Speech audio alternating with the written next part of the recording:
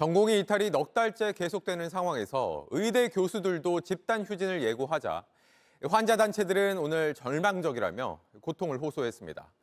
저희는 희귀 난치성 질환으로 15년 넘게 대형 병원에 의지해왔던 환자가 이번 의료 공백 사태로 어떤 불편과 고통을 겪어왔는지 취재했습니다.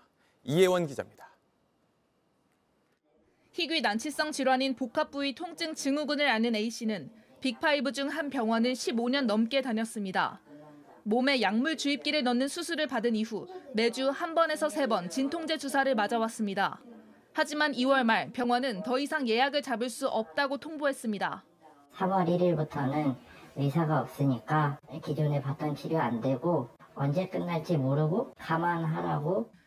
결국 A씨가 직접 수소문해 한 2차 병원을 찾아 옮겼습니다.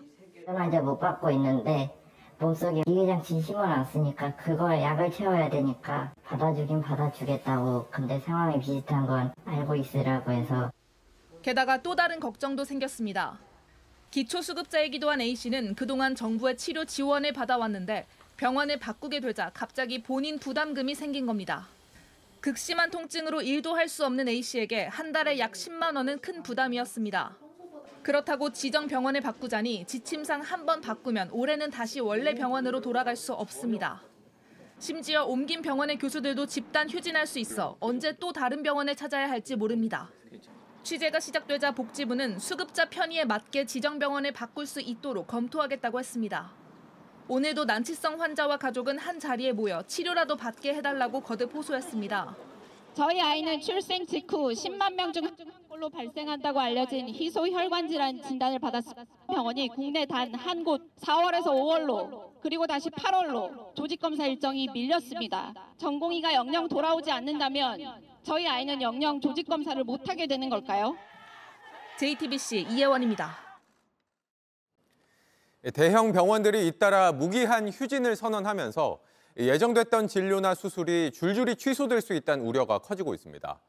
정부는 의사가 진료를 일방적으로 취소하는 노쇼를 해서는 안 된다며 법적 대응에 나서겠다고 했습니다. 강나현 기자입니다. 빅5로 불리는 대형 병원을 중심으로 무기한 휴진 결정이 확산하고 있습니다. 일부 교수들은 환자의 진료와 수술 일정을 수일에서 한 달가량 늦출 준비를 하고 있습니다. 이에 정부는 진료 예약 취소를 할 경우 의료법 위반에 해당될 수 있다고 경고했습니다. 일방적으로 진료 예약을 취소하는 것은 의료법 제15조에서 금지하고 있는 진료 거부에 해당될 수 있습니다. 지금 의사가 노쇼가 되면 안 되지 않겠습니까?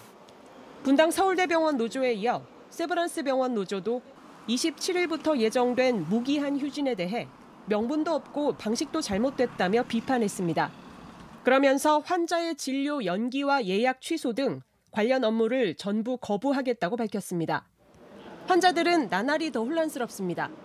먼 지역에서 오느라 병원 인근 숙소까지 예약하는 환자들은 불확실한 일정 탓에 마음을 더 졸일 수밖에 없습니다.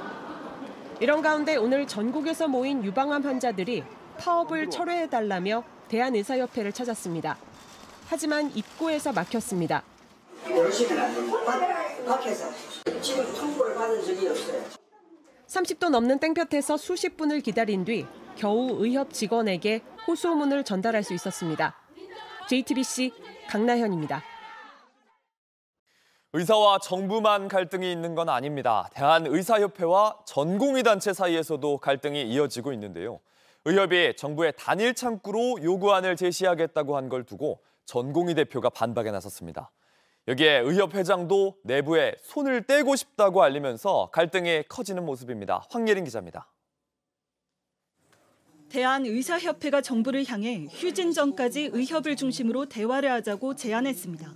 대통령님, 이 사태의 해결은 이제 의협과 대화하셔야 됩니다.